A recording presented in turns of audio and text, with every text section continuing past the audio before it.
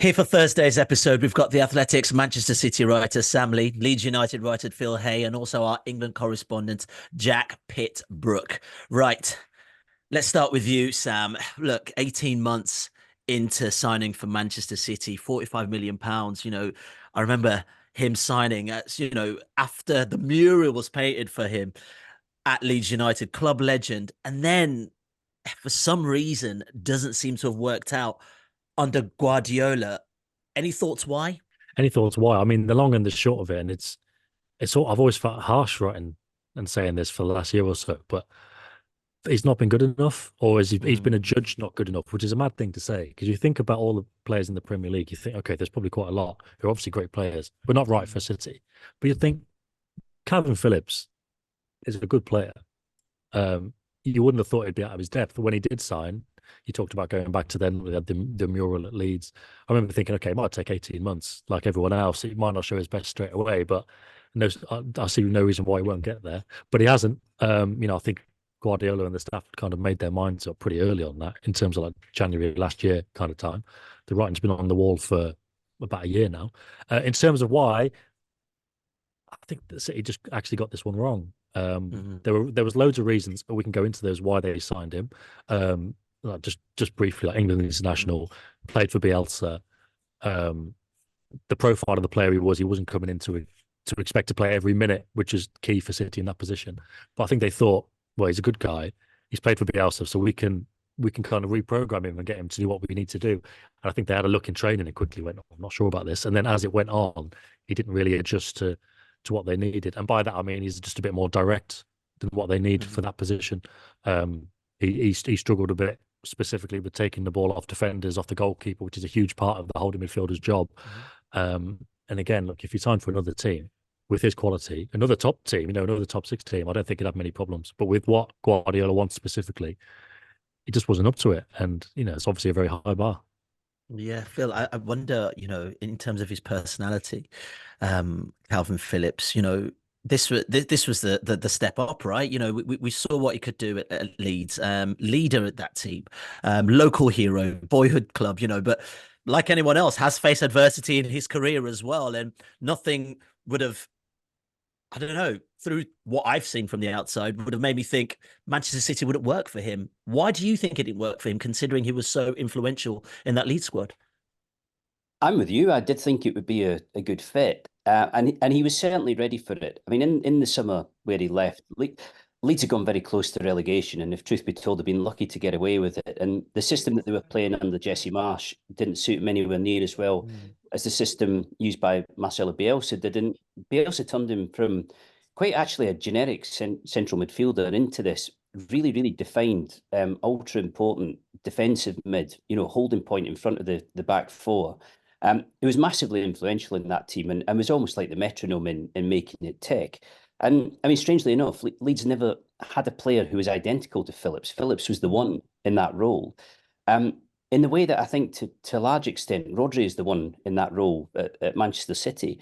And I think what Phillips has found at City, and Sam touched on this, I think he's absolutely right, is that it's not that Phillips isn't an elite midfielder or a very good Premier League midfielder, but at City it has to be the best of the best. And I think partly he hasn't had many games because Rodri there is so good, mm. but partly he hasn't had many games because he just isn't quite at that level. And I think what you'll probably find is that very quickly at West Ham, you'll start to see the strengths of Phillips. You'll start to see the difference that he makes. I think the way that he plays, the way he passes the ball, hitting runners who are very quick and go from deep and have space in behind them, he'll probably suit West Ham to a large extent. But I think what Sam said there, about struggling to take the ball off the defence behind him and use it properly, says something about just how good City are, and how high the standards are under Guardiola, because that's what they did under Bielsa. Leeds, and okay, a lot of that was in the Championship, but they thrived at it. He thrived at it. He was excellent in that role, and it just seems to me that it has been a step too far. Mm. Jack, I mean, from an England perspective, I mean, talk about standards. I mean, this is an international football. It's been instrumental in the England squad. Are we saying the standards at England aren't as good as the standards under Pep Guardiola, for instance? I mean, this is the top of elite football. Yeah, I mean, it's worth remembering, isn't it, that he started all seven of England's games at Euro 2020. That was only 2.5 years ago. So he's clearly been a hugely important part of Gareth Southgate's team. I do think the level of Manchester City is much higher than the level for England. The demands are different, of course, because Southgate's got a narrow pool of players to choose from. He can't have the same expectations of the players that Guardiola can. And what's been interesting to me is that even though Guardiola clearly doesn't rate Phillips especially highly, Southgate has been really, really loyal to him over the last 2 years. He's in almost every England squad. He's started, I think, so far this season, he started 2 games for Manchester City and 2 games for England. So despite the fact that he's been on the outside at City, he's still been a part of the England setup, even if he has lost his starting 11 place. So it'll be really interesting to see what bearing his move to West Ham has on his prospects for the Euros in the summer. Yeah, Sam, you alluded to sort of the arrival and the rise of Rodri. I mean, we talk about difference in quality. It's quite a stark difference. Not to say Kalvin Phillips isn't a fantastic player. Of course, he's equipped in so many ways, but in terms of a development of a player, Pep Guardiola has someone like Rodri. You look at a player like that, you think, oh, goodness me, I can't leave him out of the squad. And then Kalvin Phillips is going, how am I even going to break into this squad? You know, you've still got Bernardo Silva that can sit in that position as well. And they've got various other players that can sort of sit in that position as well. Well, the thing is, they haven't got anyone who's as good as Rodri now. When they had Gundogan, it wasn't so bad. But part of the reason they brought Phillips is because Phillips knew going in that, he wouldn't play that much. He was fine with that. And one of the reasons that City bought him was because they didn't want to sign somebody like Tchouaméni, for example, who went to Real Madrid. I think it was the same summer. He was on the market as well. But City didn't want to go for somebody who'd be like 80 million expecting to play. They wanted somebody of that Phillips mould who would think, okay, well, I'm not going to play every game, but I will go and I'll try. But the thing was, Rodri's going to play every game, but when there is rest needed, Guardiola would put somebody else in. And the comparison with Rodri is good because it shows that there's a quality level because Rodri is just brilliant. And like you say, Phillips is obviously very good as well. I agree with Phil. He'd be great at West Ham, I think. I agree with JPB. I think he'll continue to be good for England. If he has a good spell at West Ham, I'd see no reason why he won't start for England again in midfield in the summer. So no problems there. But we're talking about just a different level with Rodri. But also, it's not just about quality, but about type. And I think where Guardiola thought they could maybe, or City thought they could maybe change him and adapt him in the same way that they've got a winger like Doku, who's got very brilliant talents, but not everything just fits into what City want. But they think, okay, well, we can take that, we can mould it. I think they thought they could do that with Phillips, but they haven't been able to. And in terms of the type of midfielder he is, when we think about Phillips and when we think about that Euros campaign, which is probably when most people have seen him, he's more box to box, isn't he? He's more all action. City don't want that from a holding midfielder. And obviously they thought they could change him, but they haven't been able to.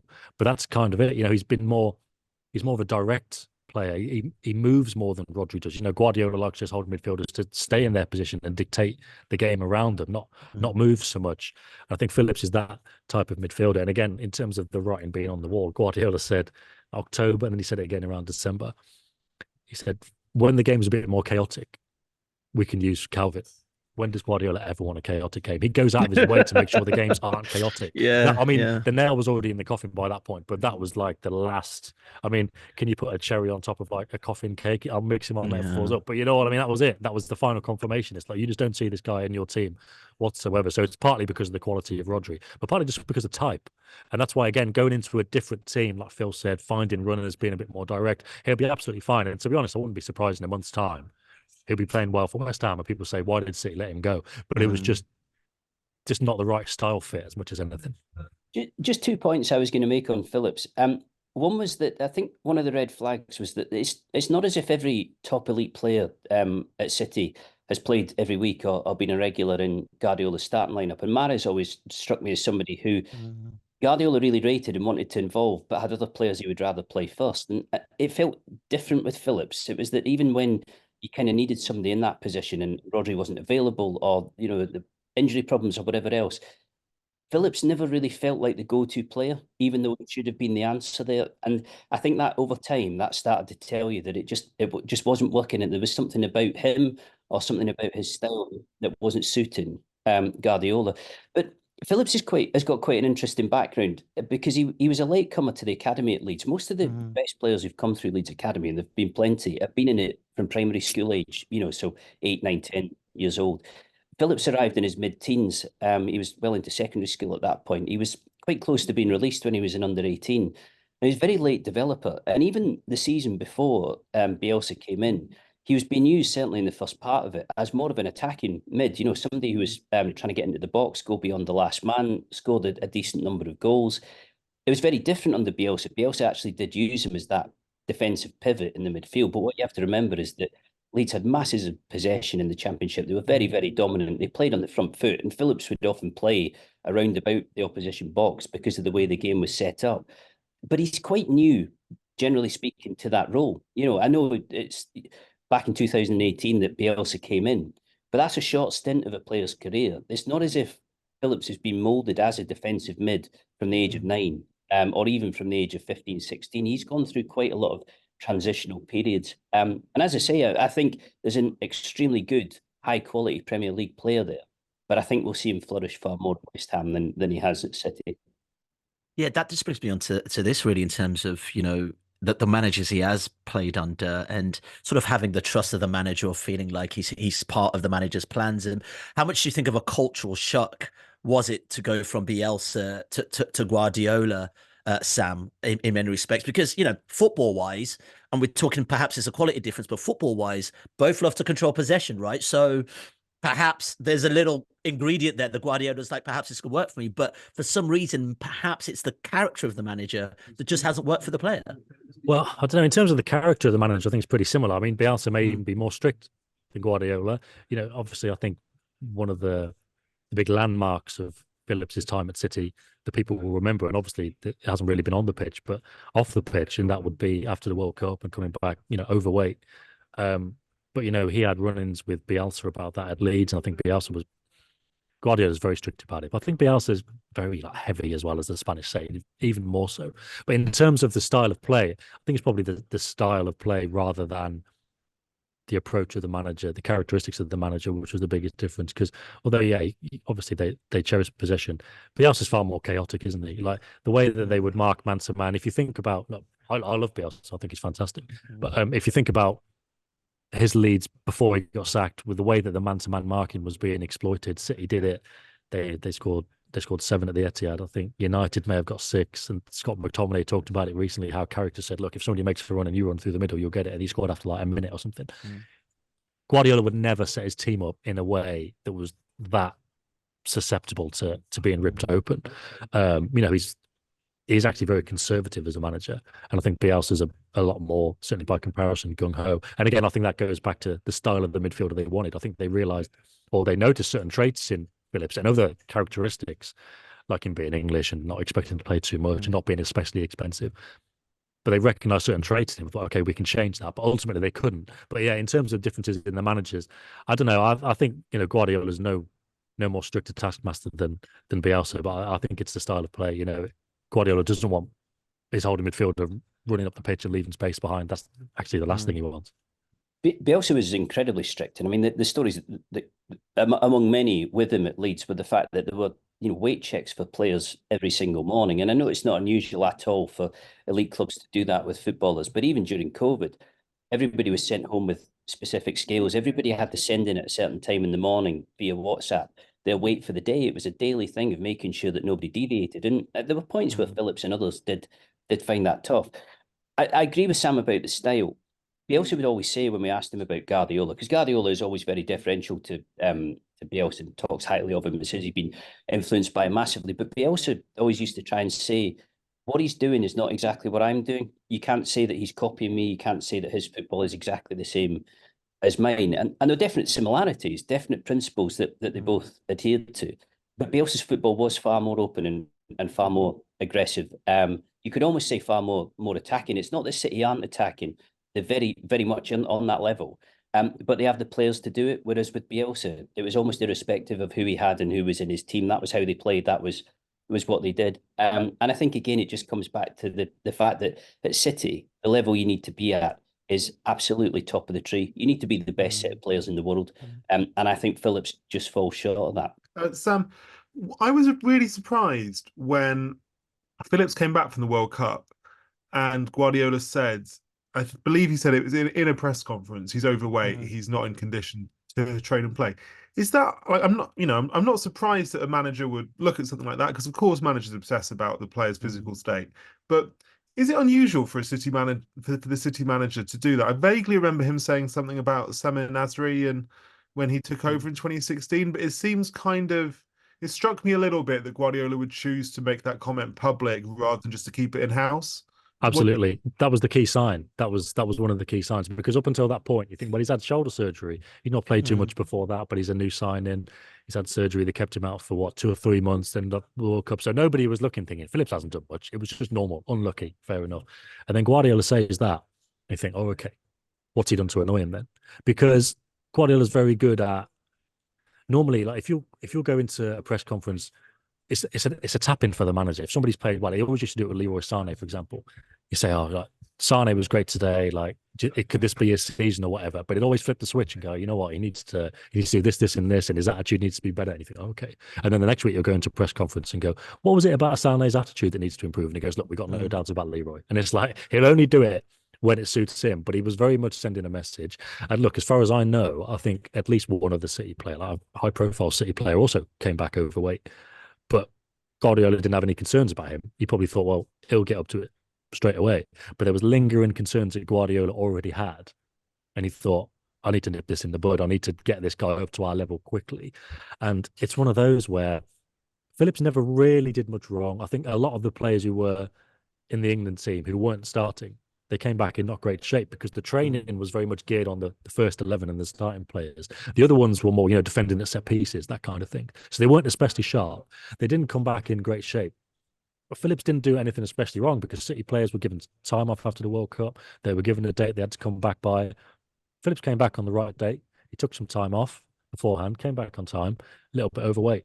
But the problem was, and I think this is something that City realised, I think people like around Phillips realised too, other City players had maybe realised they weren't in great shape. They come back sooner.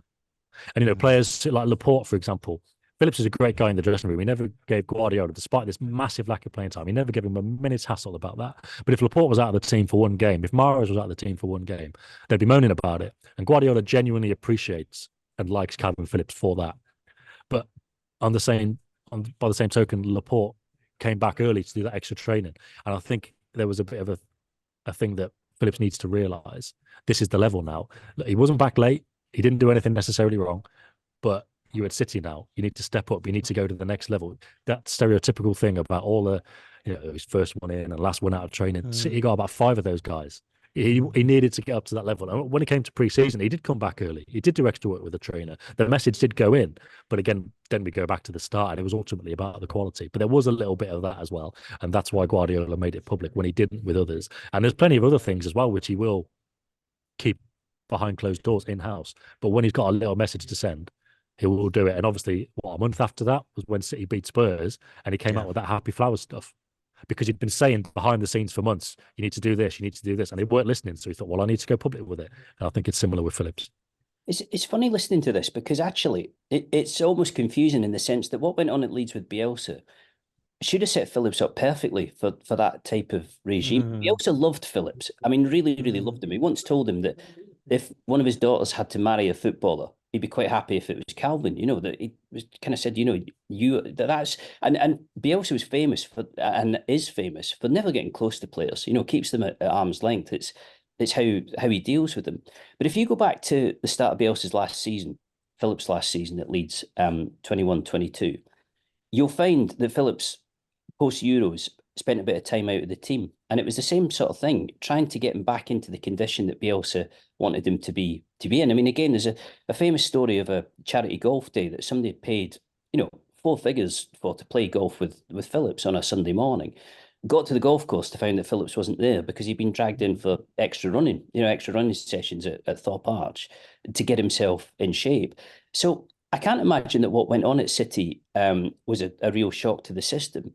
And it sounds a little bit like it's a kind of accumulation of factors, and Sam might disagree with this, but it does feel more and more when you listen to it, like it comes back to the fact that for Guardiola, he just wasn't ticking the boxes. And I imagine that was probably more than anything, that must have been technical.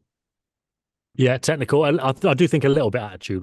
But again, it's difficult to sum up because he's not got a bad attitude whatsoever. Exactly. But it's just the standards. Look, they won the treble last year. You don't just do it by being good at football. You need No. extra ingredients as well. And Phillips is very good at football. He's a very good professional. Maybe just not quite that. But like I say, when he goes, if he were to go to West Ham, look, if he were to go to JPB, might disagree. But Spurs, for example, I don't see him having an issue at a top team, England even. But at City, it is just the next level. And I know I'm the City correspondent, and people are going to say you would think good of them, but they just won the treble. They won 5 out of 6 Premier League titles. You need to be at a huge level here, and that's just what it is. Jack, I'm going to come to you in a second just around David Moyes, because he's obviously off to West Ham on loan. But just a quick one, Phil, on Phillips's relationship with Bielsa. I think I was watching something recently. He talked about having a hard time at City and having to call Bielsa just to get that confidence back.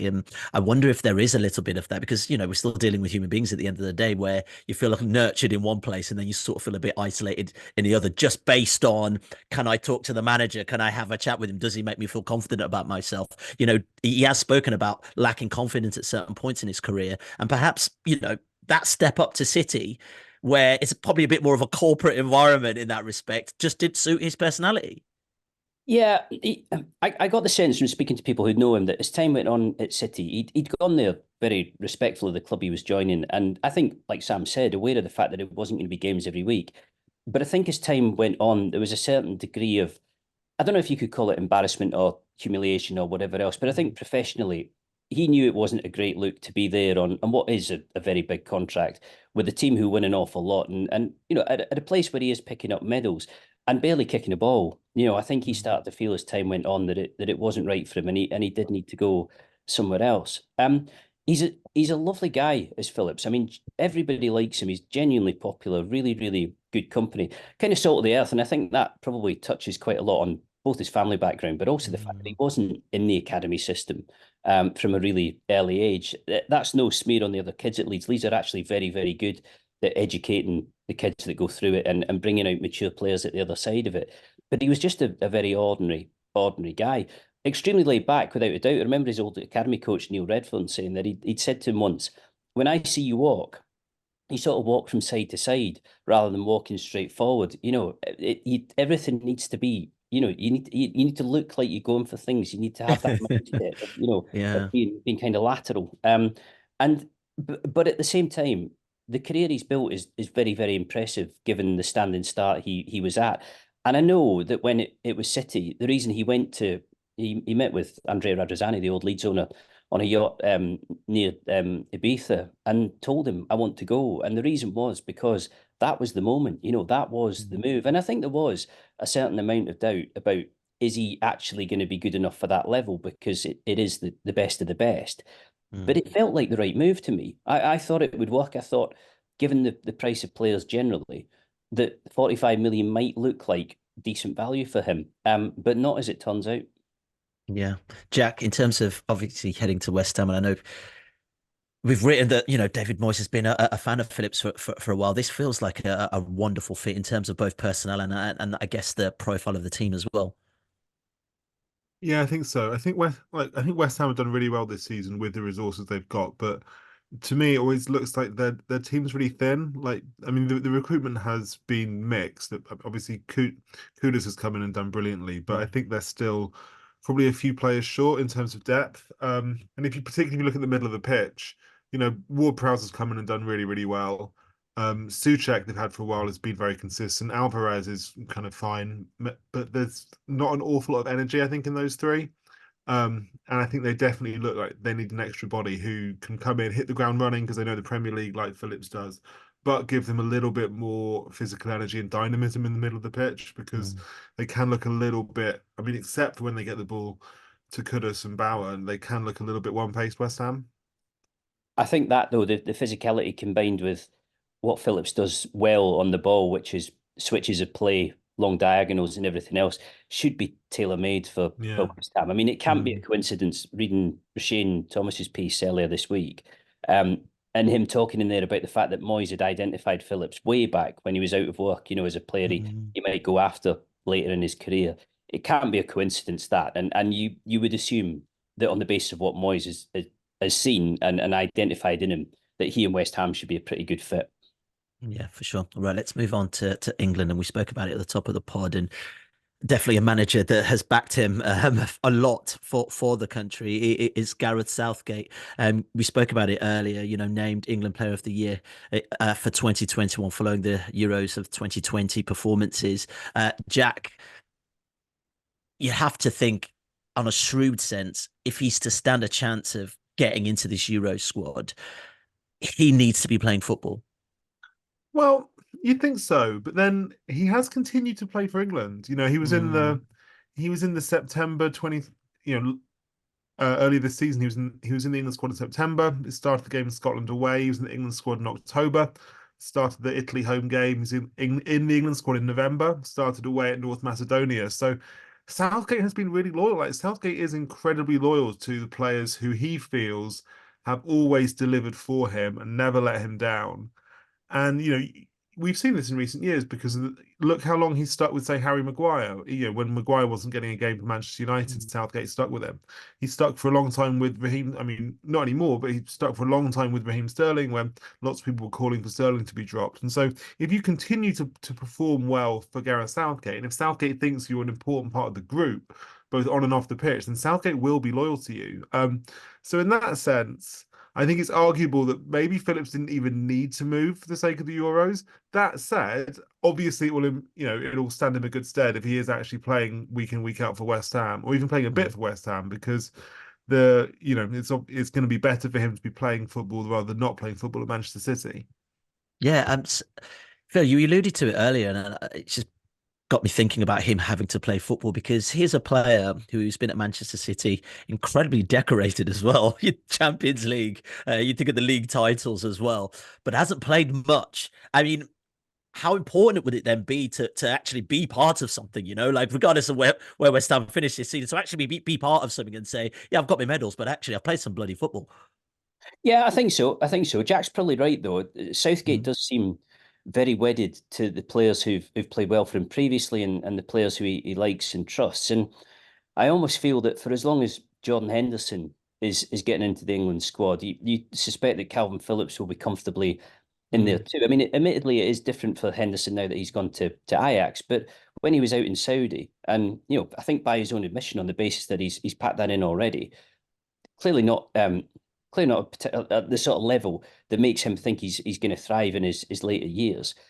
He was still getting into the England squad, and I think the fact that he was getting booed was less to do with the moral panic of Saudi than it was to do with the fact that Southgate was still leaning on this aging warhorse. And that is kind of how Southgate tends to be. He has these players that he likes that have done good service for him, and he seems pretty loath to move on from.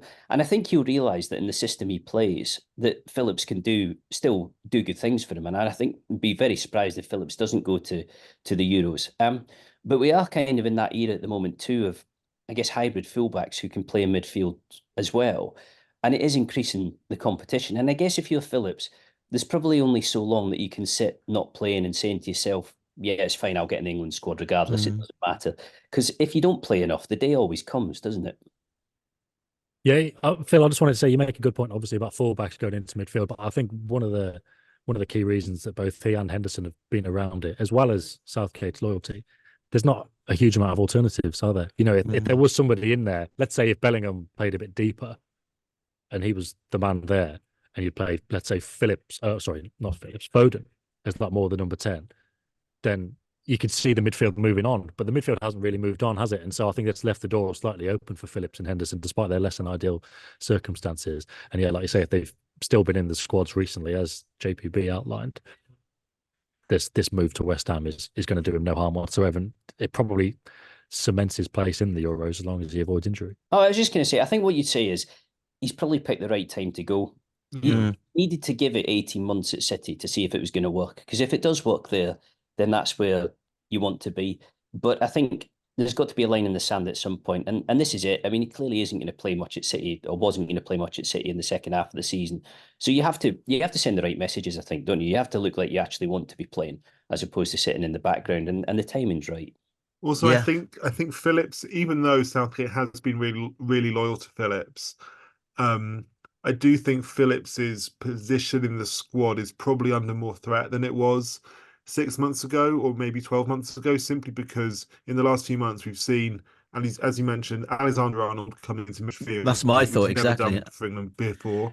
We've seen Conor Gallagher doing, I think, better at Chelsea than people would have expected, and he's been more of a regular feature for England recently. And I think he might well feel that he's got a claim to start or at least be part of the squad for the Euros. Maddison playing fantastically well in a midfield three, not playing as a 10 for Tottenham. He's playing in a midfield. He's playing in midfield. Guardiola finally using Foden in central position this season, maybe a little bit further forward than some of these other guys, but he's playing centrally as well. And Southgate is always, I've always got the impression with Southgate that he was reluctant to use Foden centrally until Guardiola did. But now that Guardiola is, then maybe that changes the thinking there. And so there are more players who can play in that midfield three along with Rice and Bellingham than there were 6 or 12 months ago. And I just wonder whether there might be a voice in the back of Phillips's mind saying, you've got more competition on your hands to be on that flight to Germany on the 10th of June than you might have done a year ago.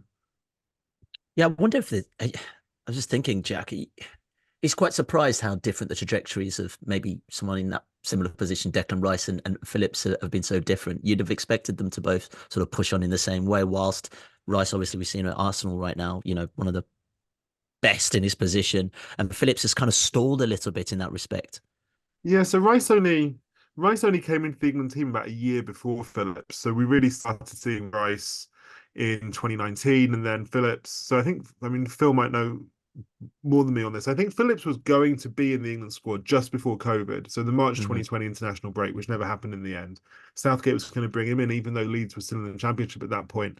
And then he had to wait until those kind of ridiculous empty stadium games in September, October 2020, where the players were clearly out of nick and they were just, playing games for the sake of it, when Phillips finally came in the team. But and then you got to Euro 2020, and obviously it was Rice and Phillips together, and lots of fans didn't like that. But in fact, it worked. It worked very effectively throughout the course of the tournament. They started all 7 games together, Rice and Phillips, and it's only really been, I think, another thing which we've got to mention here is the rise of Jude Bellingham. Bellingham, in Euro 2020, Phillips was preferred to Bellingham. And it was only really, so England had a game in Munich in June 2022, a Nations League game. Phillips started ahead of Bellingham. Phillips got injured after 10 minutes. Bellingham came on, and Bellingham's never really, Bellingham, I think, has probably started every serious game for England since then. So in that sense, Phillips has been maybe a bit unlucky. But I do think you're right that if you look at those kind of different pathways of Rice and Phillips, I do think Rice is fundamentally a better player for one, but I also think Rice has probably made better decisions about his club football in the sense that he stayed at West Ham. He kind of had this long-term contract at West Ham, stayed there for quite a while, probably longer than some people would have expected him to, but he cemented his place as being West Ham's most important player, became club captain, won a European trophy, and then finally he left and he went to Arsenal, where again he's a really important player. Whereas Phillips, you feel like when he did leave, he didn't quite get the move right. I was just going to say, in comparison to Phillips, Declan Rice also stepped forward at a slightly younger age. So there's not a huge gap between them, but Rice does have 3 years on Phillips in the sense of being 3 years younger. And I think, Phillips was one of those players who was, when he was in the Championship, was tempting Southgate to break that kind of not unbreakable, but fairly strict rule he had of not picking players below the Premier League. Phillips kind of, a little bit like Grealish had done. It was just, it was too tempting not to have a look. So for a while there was this discussion about, is Phillips better than Rice? Who's going to go on to be the better player? But when you actually looked at it, with Phillips, you were talking about a player who was already 25, 26. With Rice, you were talking about somebody who was at exactly the same level. Some people would have said playing better, other people playing worse, but was younger. It was a much earlier stage of his career. And it's not, when you look back at it now with hindsight, it's not a big surprise that it looks like Rice will go on to bigger things. Yeah, I just wanted to say it's funny actually in terms of transfers and Rice and Phillips and picking their moves and stuff. And what I was saying earlier about City, they wouldn't go for like a Chouameni character who could come in for big money and expect to play because they want Rodri to play the whole time. They don't want to upset the apple cart, the balance of the squad. And they didn't want to spend big money on that kind of position either. But they would spend big money on somebody who can play a bit further forward in midfield and hold in midfield, like Gundogan, for example. And they would have done that with Rice. That was where the Rice interest came in. But where it kind of foundered, apart from the fact they didn't want to get into a bidding war with Arsenal, Rice wanted to play as the holding midfielder more often. Whereas City were like, well, if you could come in, you could play next to Rodri, you can make those runs forward into the box and you can do that. And then when Rodri's not there, you can play holding midfielder. And he's like, well, I want to play holding midfield. And that's the issue they've got with Rice in the summer, but also generally speaking, because if they can find another player who can do both, great. But they don't want to go and spend big money on somebody who can only play in Rodri's position because they've already got him. But then they haven't got anybody, not just Phillips. Kovacic can't do it. Stones can't really do it. He can go into midfield, but he can't really stay there. Nunes can't do it. All these midfielders they've got, Bernardo can't do it on his own. Nobody can do what Rodri does. And it's given them a bit of a problem. And we've kind of seen that with Phillips just to kind of bring us full circle.